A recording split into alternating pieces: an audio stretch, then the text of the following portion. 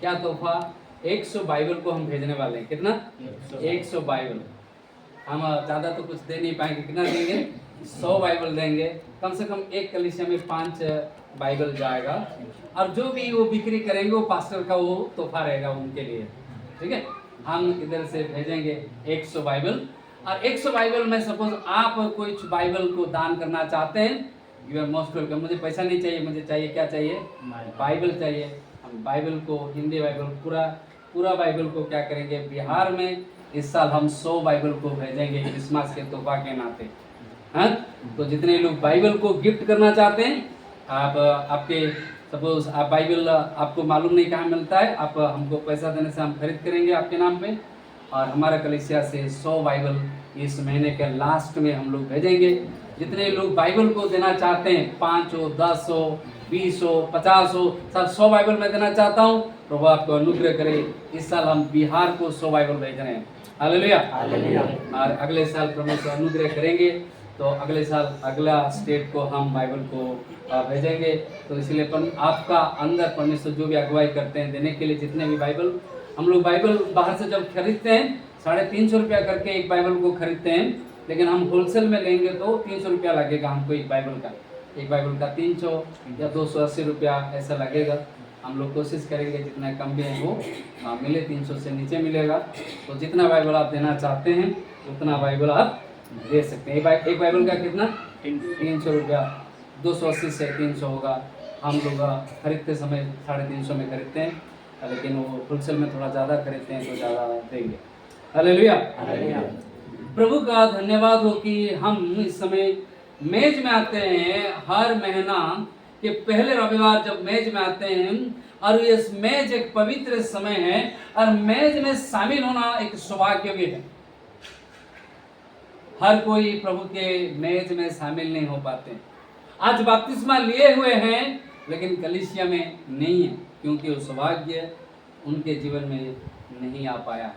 परमेश्वर ने आप और मुझे इस पवित्र मेज में शामिल होने के लिए अनुग्रह किए हैं। पवित्र मेज अनेक बातों को कहता है, और हर हफ्ता हम जब रोटी तोड़ते हैं एक बात को कहते हैं, माँ मोबाइल घर में देखना ना, उनको बोलो मोबाइल घर में देखें, है ना बच्चे? ठीक है बेटा, घर में मोबाइल देखोगे? हाँ, आपका मोबाइल मुझे दे दो, मैं पकड़ के रखूँगा। हाँ ठीक है। कोई भी मम्मी पापा अपने बच्चों को चर्च में मोबाइल दिखाना सिखाना नहीं। हालेलुया। ओके, हम हर रविवार ये कहते हैं कि हम रोटी जब तोड़ते हैं या कुटरा को पीते हैं, हम ये कहते हैं कि ये मेरे स्मरण के लिए क्या करो। किसके लिए? स्मरण के लिए। बोलिए मेरे पीछे, स्मरण।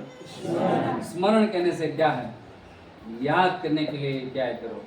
तो स्मरण करने का अर्थ केवल ये बुद्धि में या दिमाग में याद करना नहीं, जब आप याद करते हैं उसको काम में लगाना, उसको कहते हैं स्मरण। स्मरण करने से आपने सोए हैं, किसी के बाद में याद आया और रुके नहीं, लेकिन जब आप स्मरण करते हैं, स्मरण करने के बाद आपको दूसरा कुछ करना है। जब परमेश्वर ने पहले बार किसी को स्मरण किए थे, याद किए थे, वो व्यक्ति था नूहा। कौन था? नूहा और उसके परिवार उस जहाज में 40 दिन 40 रात उनको बारिश हुआ, और बारिश होने के बाद 150 दिन लग गया उस पानी थमने के लिए। और पहले बार परमेश्वर ने उत्पत्ति उसका 8 अध्याय 1 से 4 जब हम पढ़ते हैं, पहले बार परमेश्वर ने नूहा को स्मरण की, और जिस दिन परमेश्वर ने नूहा को स्मरण की, स्मरण करने के बाद क्या हुआ कि बारिश रुकी और ये जहाज पहाड़ पर रुका, और धीरे धीरे पानी नीचे गया और वो बाहर आए। मेरे प्यारे भाई और बहनें, स्मरण करना बोलने से केवल मानसिक रूप में आपके दिमाग में याद करके भूल जाना नहीं। स्मरण करना बोलने से क्या है? स्मरण करना बोलने से याद करना और काम करना है। हालेलुया। तो प्रभु के इस मेज आज हमको 3 बातों को स्मरण करने के लिए कहता है। अतीत के बात, वर्तमान की बात और भविष्य की बात। क्या चीज? अतीत के बात, वर्तमान की बात और भविष्य की बात। अतीत में ये मेज जब हम आते हैं, मेज हमें अतीत के बातों को याद दिलाता है। अतीत की किस बात की याद दिलाता है? अतीत में 2025 साल पहले यीशु मसीह के मृत्यु को याद दिलाता है कि कैसे यीशु ने आपके लिए, मेरे लिए, इस संसार के सभी के पापों के लिए अपने जीवन को क्रूस पर दिए। और अतीत के बातों को आज हम याद करते हैं, यीशु के मृत्यु को हम याद करते हैं। आइए हम पढ़ेंगे पहला कुरिन्थियों उसका 11 अध्याय 23 से लेकर 26 तक हम लोग पाठ करेंगे। पहला कुरिन्थियों उसका 11 अध्याय 23 से लेकर 26 तक हम लोग पाठ करेंगे। जब किसी को मिला है आप लोग पढ़ सकते हैं। क्योंकि यह बात मुझे प्रभु से पहुंची और मैंने तुम्हें भी पहुंचा दी कि प्रभु यीशु ने जिस रात वह पकड़वाया गया रोटी ली और धन्यवाद करके उसी तोड़े और कहा, यह मेरी देह है जो तुम्हारे लिए है, मेरे स्मरण के लिए यही क्या करो। इसी रीति से उसने बियारी के पीछे कटोरा भी लिया और कहा, यह कटोरा मेरे लहू में नहीं बचा है, जब कभी हो तो मेरे स्मरण के लिए यही किया करो। क्योंकि जब कभी तुम यह रोटी खाते और इस कटोरे में से पीते हो तो प्रभु की मृत्यु को जब तक वो न आए प्रचार करते रहो। Thank you. इसमें लिखा गया 24 वचन में, मेरे स्मरण के लिए यही क्या करो। जोर से बोलिए, मेरे स्मरण के लिए यही किया करो। फिर से हम बोलेंगे, मेरे स्मरण के लिए यही किया करो। हालेलुया।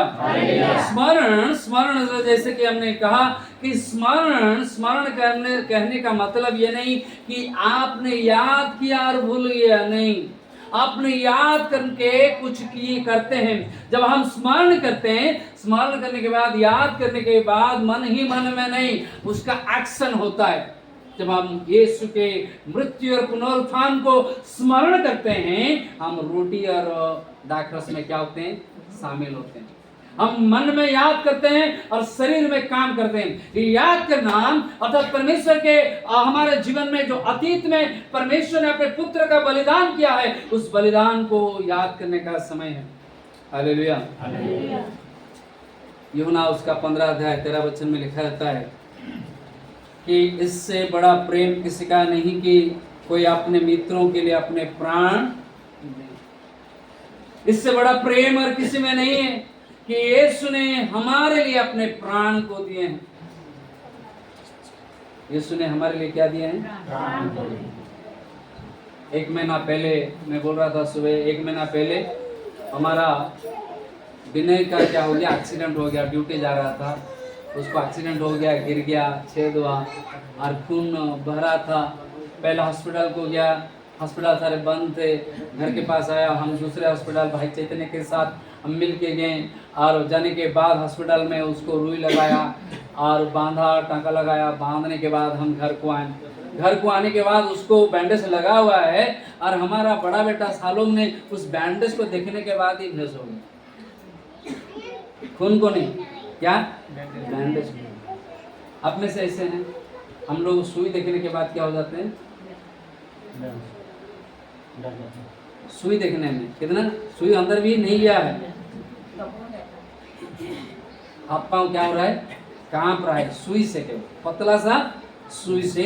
यीशु मसीह सोचिए, यहाँ से यहाँ तक चारों तरफ क्या बह रहा है और किस लिए खून बह रहा है, मेरे पाप के लिए और हम सभी के पाप। ये अतीत को याद करना है, जिस अतीत में यीशु ने अपने लहू को बहाए, अपने जीवन को दिए, उसको याद करें। ईसाया उसका 53 का पढ़ेंगे, 5 वचन में लिखा गया कि रोटी जब हम तोड़ते हैं, ये रोटी क्या कहता है। ईसाया का 53 अध्याय उसका 5 वचन को पढ़ेंगे। ईसाया 53 का 5 में कहता है, परंतु हमारे ही अपराधों के कारण घायल किया गया, वो हमारे अधर्म के कामों के कारण चला गया। ईसाया का किताब उसका 53 का 5, किसी को मिला पढ़ सकते हैं। परंतु वह हमारे ही अपराधों के कारण घायल किया गया, परंतु हमारे ही अपराधों के कारण क्या हो गया, घायल किया गया। वो हमारे अधर्म के कामों के कारण कुचला गया, हमारे अधर्म के कामों के कारण वो क्या हुआ। यीशु ने कोई पाप नहीं किए थे, यीशु ने कोई गलत नहीं किए थे, यीशु ने कोई अधर्म नहीं किए थे, लेकिन वो 2025 साल पहले इस संसार को इसलिए आया ताकि आपको और मुझे और मानव जाति को उद्धार दे। उनके बलिदान से हम उद्धार को पाए हैं।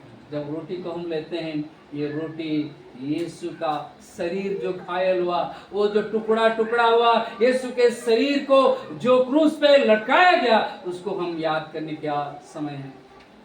दूसरा जो कोटरा हम पीते हैं, वो कोटरा क्या कहता है?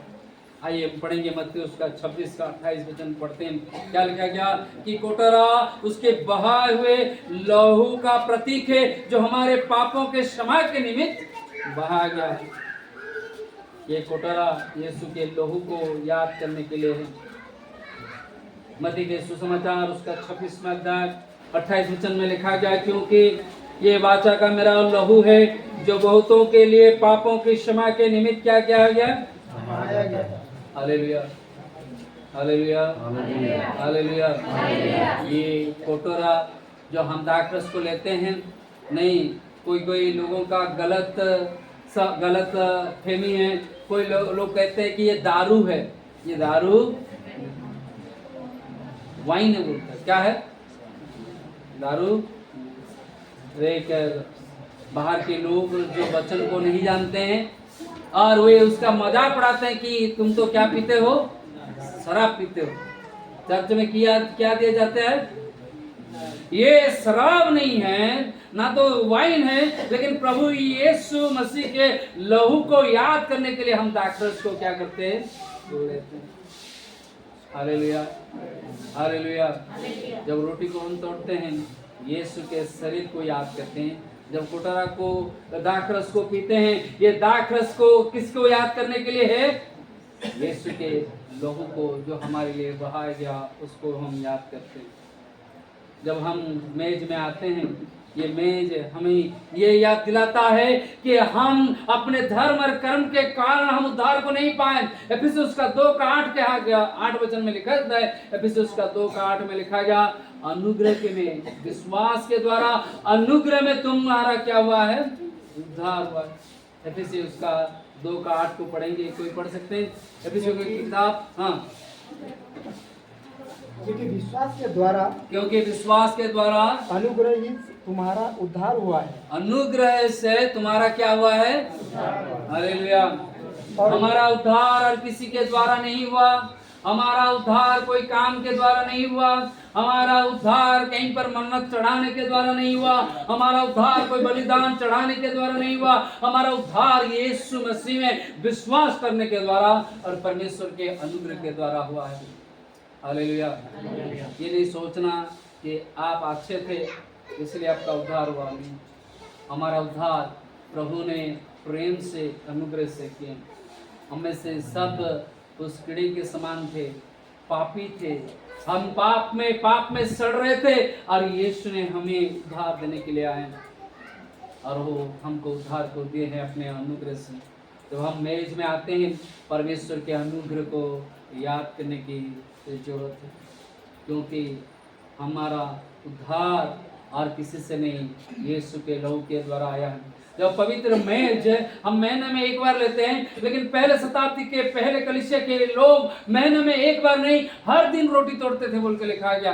प्रेरितों की किताब उसका 2 का 42 में लिखा गया। और हर दिन क्या करते हैं? प्रेरितों के शिक्षा में ललीन रहते थे, वे प्रार्थना करते थे, रोटी तोड़ते थे और प्रभु में पढ़ते थे। हर दिन वो करते थे। लेकिन आज हम हर दिन नहीं कर रहे हैं, महीना में एक बार याद कर रहे हैं, इसलिए कि इसकी पवित्रता को हमारे जीवन में हम बना के रखें। इसकी पवित्रता में हम अपने आप को तैयार करके आए और प्रभु के मेज में अपने आप को शामिल करें। ये मेज पर जब हम इस मेज पर आते हैं, हमें यीशु मसीह ये कहते हैं, अपने दोस्त को छोड़ो और मेरे अनुग्रह को याद करो। वो कहते हैं कि अपने असफलताओं को मेरे क्रूस पर छोड़ दो और मेरे विश्वास योग्यता को लेके जाओ। प्रभु कहते हैं तुम्हारे पापों को, अधर्म को क्रूस पर छोड़ दो और चंगाई को, भलाई को, धार्मिकता को लेके जाओ। आज क्रूस हमें स्वतंत्र करता है, बंधन में नहीं रखता है। दादा बोल रहे थे, दान सिंह दादा बोल रहे थे कि हम लोग क्या करते हैं कि प्रभु के पाने के बाद भी पुराने आदत में हम हैं, पुराने रीति रिवाज में हैं, पुराने जीवन शैली में हम हैं। हमारे बंधन को यीशु तोड़ते हैं, हमारे सांस्कृतिक बंधन को, हमारे पारिवारिक पाप के बंधन को, हमारे व्यक्तिगत पाप के बंधन को, हमारे समाज की पाप के बंधन को यीशु ने जब तोड़े हैं, क्यों हम फिर से उस पाप के बंधन में बांधे को रहेंगे? हमें परमेश्वर के अनुग्रह से प्रभु हमें उद्धार दिए हैं, उसको हमें याद करना है। जब रोटी तोड़ते हैं प्रभु के शरीर को याद करते हैं, जब दाखरस को हम लेते हैं, कुटरा को लेते हैं, प्रभु के लहू को याद करते हैं, और जब हम घुटने टेकते हैं परमेश्वर के अनुग्रह को याद करने का समय है। हालेलुया, क्योंकि यही ही हमारा जीवन है। दूसरा, ये अतीत की बात को केवल नहीं, प्रभु के मेज वर्तमान की बात को भी कहता है। वर्तमान की बात क्या है? आइए पढ़ेंगे, पहला कोरिन्थियों उसका 10:16 को पढ़ेंगे। 10:16 प्रथम पहला कोरिन्थियों उसका 10:16 में लिखा गया, वो धन्यवाद का कोटरा जिस पर हम धन्यवाद करते हैं, क्या मसीह के लहू की सहभागिता नहीं? वो रोटी जिसे हम तोड़ते हैं, क्या वो मसीह की देह की सहभागिता नहीं? मेरे पीछे बोलिए, सहभागिता। सहभागिता किसको कहते हैं? सहभागिता को हम चाय पी, जब चर्च खत्म हो जाता है, चाय पीने के लिए जाते हैं, हमको लगता है सहभागिता। सहभागिता वो नहीं है, सहभागिता है प्रभु के साथ मिलकर आनंद करना, प्रभु के साथ मिलकर क्या करना? आनंद करना। सहभागिता प्रभु का भोज कोई निजी धार्मिक कर्म नहीं है, ये एक सामूहिक सहभागिता कोई नहीं है। हम एक रोटी खाते हैं क्योंकि हमारा कितने प्रभु है? एक्चुअली कलीसिया का रूल होना चाहिए कि एक रोटी हम बनाएं और सब लोग उस एक ही रोटी से क्या करें, लेकिन आजकल ये पूरा टुकड़ा टुकड़ा होकर मिल रहा है, हमको आसान हो रहा है बोल के हम लोग लेके आ रहे हैं। लेकिन प्रभु कहते हैं तुम्हारा कितना रोटी हो? एक रोटी। परमेश्वर अनुग्रह करेंगे तो आने वाले दिनों में हम एक रोटी की ओर जाएंगे, क्योंकि एक रोटी और परमेश्वर के एक उस पात्र से हम पिएंगे और परमेश्वर की महिमा को करेंगे, क्योंकि हमारा परमेश्वर कितने हैं? पहला कोरिन्थियों 10:17 कहता है, because there is one bread, we who are many are one body। नहीं, पहला कोरिन्थियों 10:17 कहता है इसलिए कि एक ही रोटी है। कितने रोटी है? एक ही रोटी है। तो हम भी जो बहुत हैं, कितने हैं? एक हैं। धन सिंह दादा कह रहे थे कि हम कितने हैं विश्वास के अंदर, हम सब जो प्रभु में विश्वास करते हैं, हम एक मन का है, एक देह है। प्रभु के यीशु के शरीर का एक शरीर के हम हिस्सा है। प्रभु यीशु के दो शरीर के हिस्सा नहीं है। नहीं, हम उड़ीसा से हो, बिहार से हो, बंगाल से हो, नेपाल से हो, झारखंड से हो, कहीं से भी हो, हम यीशु के उस शरीर के हिस्सा है जिस शरीर हमारे लिए घायल हुआ, जिस शरीर हमारे लिए घात को लिया, कम और लहूलुहान हुआ, हमारे लिए मारा गया, गाड़ा गया, उस एक ही शरीर का हम हिस्सा है। मसीह का उपस्थिति को हमें अनुभव करें। वर्तमान में जब आप रोटी में शामिल होते हैं, दाखरस में शामिल होते हैं, प्रभु के उपस्थिति को अपने जीवन में महसूस करें, क्योंकि रोटी प्रभु का उपस्थिति को हमको पहुंचाता है, प्रभु के अनुग्रह को हमको पहुंचाता है। और इस रोटी कहता है, दाखरस कहता है कि मैं तुम्हें छोड़ा नहीं, मैं तुम्हें त्यागा नहीं, मैं तुझे अनुग्रह से अपना किया, आपको बेटा बनाया, आपको बेटी बनाया और आपको मैं गले लगाया। इसलिए वर्तमान में हमें उसके अनुग्रह पर धन्यवाद करने की जरूरत है। आज कलीसिया में बहुत सारे लोग आते हैं लेकिन उस वर्तमान में नहीं जी रहे हैं, वो अतीत में जी रहे हैं, प्रभु के अतीत में नहीं, अपने अतीत में जी रहे हैं, वो अतीत के पाप में जी रहे हैं, अतीत के जीवन शैली में जी रहे हैं, वर्तमान में परमेश्वर के अनुग्रह में जी नहीं पा रहे हैं। परमेश्वर चाहते हैं कि हर कोई वर्तमान में जिए। कि कलीसिया में जितने लोग आए हैं, जितने लोग आते हैं, सपोज आप कलीसिया को आकर 1 साल से ज़्यादा हो रहा है, अब बपतिस्मा नहीं लिया है, आप अपने आप को जांचो और देखो कि क्यों आप बपतिस्मा नहीं लिया है। क्या प्रभु क्या आपको रोका रहा है? क्या चीज आपको परमेश्वर के शरीर में जुड़ने के लिए रोका रहा है? प्रभु के शरीर में जुड़ना बहुत जरूरी है।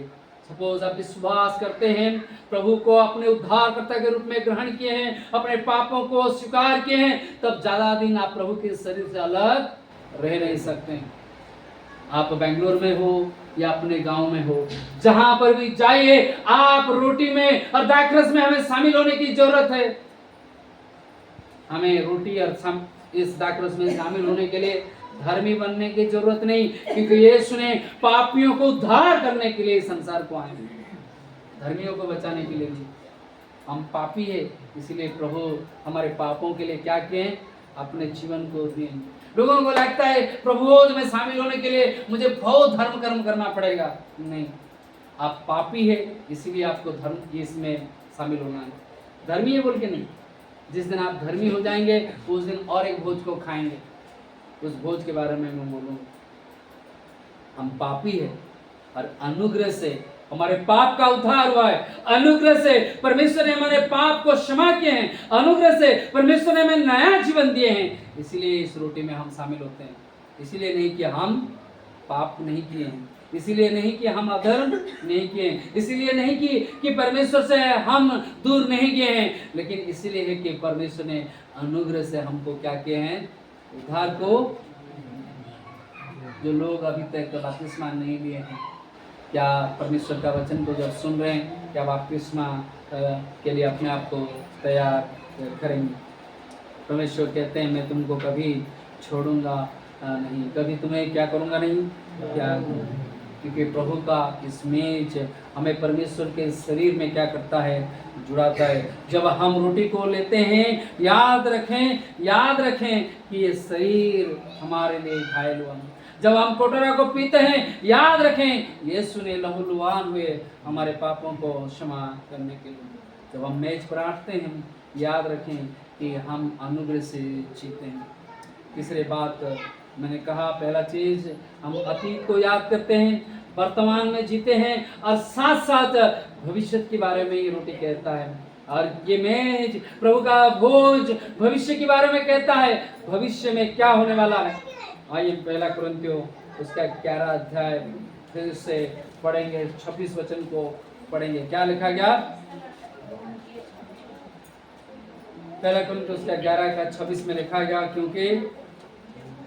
क्योंकि जब कभी तुम ये रोटी खाते और इस कटोरों में से पीते हो तो प्रभु की मृत्यु को जब तक वो ना आए प्रचार करते हो। हम दो चीज करते हैं, एक जब तक यीशु के आगमन नहीं होता है उनके मृत्यु को क्या करते हैं, प्रचार करते हैं। अर्थात एक ये वर्तमान में सुसमाचार को सुनाने के लिए एक वक्त है, और साथ साथ हमारा भविष्य के बारे में कहता है कि यीशु फिर से आने वाला है। Hallelujah, hallelujah. प्रभु यीशु का फिर से आगमन होगा, प्रभु यीशु मसीह का फिर से, वो फिर से आएंगे, वो आने वाले हैं। विश्वासी याद रखें कि यीशु का आगमन फिर से आने वाला है। जब हम ये भोज को ग्रहण करते हैं, ये सुसमाचार को प्रचार करते हैं, मसीह मरा, मसीह जी उठा और फिर से आएगा, याद रखें कि यीशु फिर से आने वाला है। कि यीशु मसीह ऐसा नहीं कि 2025 वर्ष हो गया वो नहीं आएंगे, ऐसा नहीं है। कि प्रभु का भोज हमें पीछे क्रूस की ओर और हमारे वर्तमान में भीतर अंदर अपने अंतःकरण को देखने के लिए उत्साहित करता है, और सामने प्रभु यीशु के आगमन की ओर तैयार करने के लिए कहता है।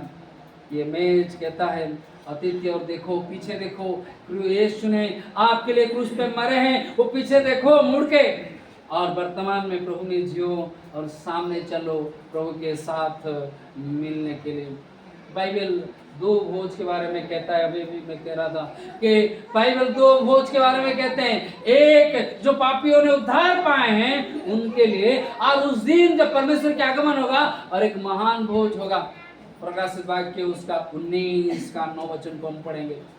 प्रकाशित वाक्य उसका 19 का 9 वचन में कहता है, एक 2 भोज, दूसरा भोज के बारे में लिखा गया। वहां पर लिखा गया कि इन दिनों मेमने का विवाह का भोज के बारे में लिखा जाता है, जहां महिमा में जब प्रभु का पुत्र प्रभु यीशु मसीह आएंगे, उस दिन मेमने का विवाह का भोज होगा।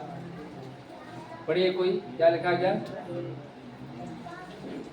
19 का 9। हाँ, तब स्वर्गदूत ने मुझसे कहा, हाँ, ये लिख के धन्य है वे जो लेख कि धन्य है वे जो मेमने की विवाह की भोज में बुलाए गए हैं। जो मेमने के विवाह के भोज में क्या किए गए हैं? Hallelujah, hallelujah. कितने लोग हमारे कलीसिया से मेमने के भोज में बुलाए जाने के लिए चाहते हैं कि मुझे मेमना का भोज में बुलाया जाए? कितने लोग चाहते हैं आप मेमने के भोज में शामिल हो? कोई नहीं चाहता है, केवल 4-5 लोग चाहते हैं। और बाकी लोग क्या करो कि शैतान का भोज में शामिल होगा। कौन सा भोज में? शैतान के भोज में शामिल होंगे या मेमने के विवाह भोज में शामिल होंगे?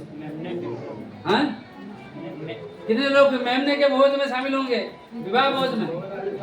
हालेलुया। हाँ, बहुत सारे लोगों को अभी तक मेमने का भोज में शामिल होने का इरादा नहीं। दुख की बात है। उस पवित्र भोज, प्रभु के भोज, परमेश्वर ने आखिरी और एक भोज को रखे हैं। इसको हम कहते हैं प्रभु यीशु मसीह के अंतिम रात्रि का भोज। और दूसरा भोज आने वाला है, वो है मेमना का विवाह भोज। क्या भोज है? विवाह भोज। अर्थात क्या है? विवाह का दावत आएगा। विवाह में शादी के खाना, ये एक रोटी या दागरस का खाना नहीं होगा, ये वैरायटी के खाना होंगे। हर प्रकार के खाना मिलेगा, हर प्रकार के चीज रहेंगे। अब परमेश्वर के उस विवाह भोज में जो शामिल होंगे वे धन्य हैं। हालेलुया, धन्य है वे जिनको प्रभु उस विवाह भोज में शामिल करेंगे। लेकिन उस विवाह भोज में शामिल होने के लिए हमें इस भोज में पहले तैयार होना है। जब उस भोज में जाने के लिए आप चाहते हैं, पर मेमना का विवाह भोज में शामिल होने के लिए चाहते हैं, तो यहाँ से इस अंतिम भोज में शामिल होना बहुत जरूरी है। यहाँ से शुरू होता है हमारा यात्रा। हम जब विश्वासी बने हैं, हमारा इस भोज में जुड़ना बहुत जरूरी है। ये प्रभु के अंतिम भोज है और अपने समय में परमेश्वर के विवाह भोज होगा। और उस विवाह भोज में धन्य हैं वे जो बुलाए गए हैं। किनको परमेश्वर बुलाएंगे? जो इस भोज में अभी शामिल हो रहे हैं, जो इस भोज के लिए अपने आप को तैयार किए हैं और इस भोज के लिए अपने आप को समर्पण किए हैं। इस भोज के लिए हम क्या करें? पौलुस कहते हैं, पहला चीज, जब हम इस भोज को आते हैं, प्रभु के अंतिम भोज, आखिरी रात के भोज में हम आते हैं और इस भोज में शामिल होने के लिए पहला चीज पौलुस कहता है, पहला कुरिन्थियों उसका 11 अध्याय 28 वचन में वो कहते हैं, क्या कहते हैं? पढ़ेंगे फिर से। पहला कुरिन्थियों उसका 11 अध्याय 28 वचन को क्या कहते हैं? इसलिए मनुष्य अपने आप को जांच ले। इसलिए मनुष्य अपने आप को क्या करे? Thank you. ये मेज में आने से पहले अपने आप को क्या करें? जांच ले। बहुत सारे विश्वासी भाई बहन होते हैं, बपतिस्मा लिए हैं, केवल महीना का पहला रविवार चर्च आते हैं और बाकी रविवार अपने जगह में रहते हैं। नहीं, हर रविवार प्रभु में आइए, संगति में बने रहिए और प्रभु में अपने आप को रखें और अपने दिल को जांचें। जब हम प्रभु के मेज में आते हैं, अपने आप को जांचें कि देखें कि क्या चीज है जो हमें रुका रहा है प्रभु के मेज में आने के लिए। क्योंकि इसमें लिखा रहता है कि 29 वचन में लिखा है, क्योंकि जो खाते पीते समय प्रभु के देह को ना पहचाने, वो इस खाने और पीने से अपने ऊपर क्या लाते हैं? अपने आप को क्या लाते हैं? दंड को लाते हैं। हम ये मेज में जब शामिल होते हैं, दंड लाने के लिए नहीं, आशीर्वाद को पाने के लिए प्रभु अनुग्रह करें कि हम आशीर्वाद को लेकर जाएं, कि परमेश्वर के मेज में जब हम शामिल होते हैं आशीर्वाद को प्राप्त करें। बहुतों ने सो गया बोल के लिखा गया नीचे। इसी कारण तुम में बहुत से निर्बल और रोगी हैं और बहुत से भी बहुत सो गए हैं। बहुत सारे लोगों को रोग हो रहा है, बीमार चंगा नहीं हो रहा है, क्योंकि अपने आप को जांच नहीं रहे हैं और बिना जांच करते हुए ये रोटी और दाख रस में शामिल हो रहे हैं। नहीं, दादा बोल रहे थे कि कोई तो पुड़िया खा रहा है, तंबाकू खा रहा है, सिगरेट तान रहा है, दारू पी रहा है, गलत काम कर रहा है, फिर भी इस रोटी और दाख रस में शामिल होता है। परमेश्वर अनुग्रह करेंगे 1 बार, 2 बार, 3 बार, 4 बार, 5 बार, लेकिन एक समय आएगा परमेश्वर जब आपको पकड़ेंगे, क्या होगा? हमारे जीवन के लिए अच्छाई। प्रभु के मेज में जब हम आते हैं अपने आप को जानते हैं। बहुत से लोगों के जीवन में रोग बीमारी इसलिए नहीं जा रहा है क्योंकि वे प्रभु के मेज को हल्का में लिए हैं, प्रभु के मेज को पवित्रता से नहीं देखे हैं, प्रभु के मेज को भक्ति से पाप को क्षमा मांगते हुए नहीं लिए, प्रभु के मेज को पवित्रता से पश्चाताप करते हुए लिए। जब आप जांच करते हैं अपने आप को, आपको लगता है कहीं पर कमी है, कहिए प्रभु मैं पापी, मुझे क्षमा कर, क्योंकि पहला यूहन्ना उसका 1:9 वचन कहता है कि ऐसा कोई पाप नहीं जो उससे क्या नहीं कर सकता है, क्षमा नहीं कर सकता। यदि हम अपने पापों को मान ले तो हमारे पापों को क्षमा करने और हमें सब अधर्म से शुद्ध करने में विश्वास योग्य और धर्मी है। हमें क्या करना पड़ेगा? अपने पापों को मान लेना है, अपने पापों के लिए पश्चाताप करना है, कहना है प्रभु मेरे पापों को क्षमा कर, मुझे अनुग्रह। प्रभु के मेज हमें जांचने के लिए कहता है, परमेश्वर का मेज कहता है पापों को अंगीकार करो, स्वीकार करो, पापों के लिए पश्चाताप करो। और तीसरा वो कहता है प्रभु के मेज धन्यवाद दिल से लीजिए, प्रभु को धन्यवाद दें क्योंकि उसने आपके लिए, मेरे लिए अपने अनुग्रह को दिखाया, अपने दया को दिखाया, जिस दया और अनुग्रह के कारण, उनके महान प्रेम के कारण आज हम जीवित हैं और उस महान प्रेम के कारण आज हम नया जीवन पाए और अनंत जीवन की ओर जा रहे हैं। इसीलिए परमेश्वर को धन्यवाद दें। और जब हम मुझ में आते हैं, आशा को रखें कि आपका भविष्य प्रभु में है, उस आशा में आइए। जो लोग इस मेज में शामिल होने के लिए चाहते हैं, मैं अनुरोध करूँगा जो लोग मेज में आज अपने आप को मेज में शामिल होने के लिए तैयार करके आए हैं, आप सामने आइए। हम अपने आप को जांचेंगे, अपने आप को अपने पापों के लिए पश्चाताप करेंगे। जो लोग अभी तक बपतिस्मा नहीं लिए हैं, आपको भी जांचने की समय है कि क्यों आप बपतिस्मा नहीं ले पा रहे हैं, क्या चीज़ आपको रोक रहा है। मैं अनुरोध करूँगा जितने लोग बपतिस्मा लिए हैं, प्रभु के मेज में शामिल होना चाहते हैं, तो सामने रहिए, बाकी लोग थोड़ा पीछे चले जाइए। हम लोग अपने आप को जांचेंगे, प्रार्थना करेंगे, अपने लिए पश्चाताप करेंगे, कहिए प्रभु मेरे पापों को तो क्षमा कर, प्रभु तो अनुग्रह कर। कोई भी बाहर नहीं जाए, हम लोग सब घुटना टेकेंगे, हम सब घुटना टेकेंगे, अपने पापों के लिए पश्चाताप करें। हे प्रभु मैं अपने पापों को प्रभु कबूलता हूँ, मैं अपने पापों के लिए अंगीकार करता हूँ, मेरे पापों को तो क्षमा कर दो। Lord Jesus, Lord hallelujah Jesus, hallelujah hallelujah। अपने पापों के लिए ये अंदर जितने लोग हैं, आप बपतिस्मा लिए हैं ना लिए हैं, आप मेज में शामिल होंगे नहीं होंगे, जो भी हो आप प्रभु में अपने जीवन को समर्पण करें कि ये प्रभु मेरे पापों को क्षमा करें, अपने आप को जांच लें कि ये प्रभु मुझे क्षमा करें। आइए हम प्रार्थना करते हैं, अपने लिए पश्चाताप करें, अपने पापों के लिए पश्चाताप करते हैं, अपने पापों के लिए पश्चाताप करते हैं, अपने पापों के लिए पश्चाताप करते हैं, अपने लिए पश्चाताप करते हैं कि ये प्रभु मेरे पापों को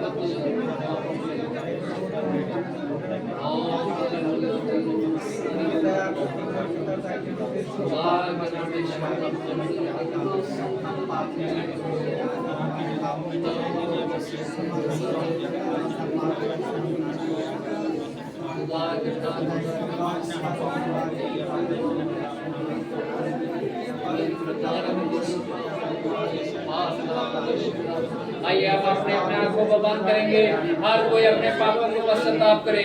जितने लोग हम यहाँ पर हैं, मेरे आवाज जहाँ तक पहुँच रहा है, सब लोग अपने पापों के लिए पश्चाताप करें। तूने मेरे पापों को लिया है, मैं अपने पापों को पश्चाताप करता हूँ, प्रभु मेरे पापों को तो क्षमा कर, प्रभु मुझे अपने लोगों से धो ले, प्रभु मेरे जीवन में फिर से प्रभु तो कार्य कर, प्रभु मेरे जीवन में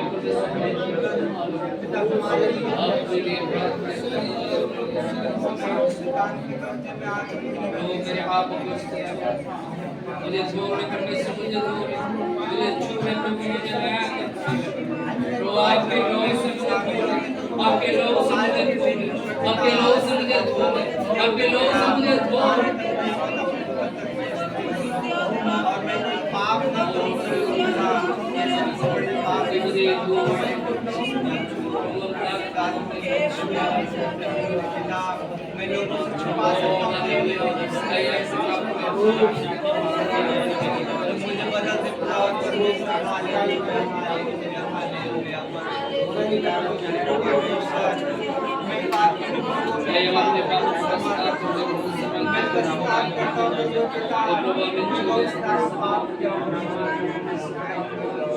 हमारे पापों के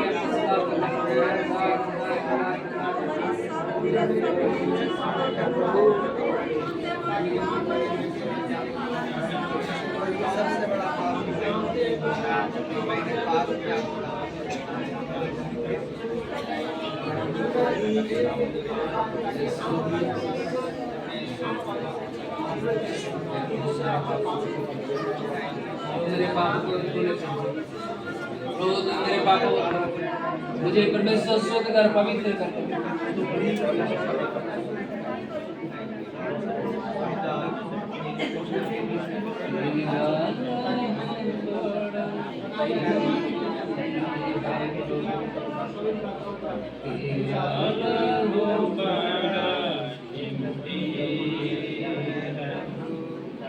तेरा लहू बड़ा कीमती है प्रभु, तेरा लहू बड़ा कीमती है प्रभु, तेरा लहू बड़ा कीमती है प्रभु, तेरा लहू बड़ा कीमती है प्रभु। क्योंकि उस लहू जो ताकत है जिससे हम पाते हैं छुटकारा, क्योंकि उस लहू में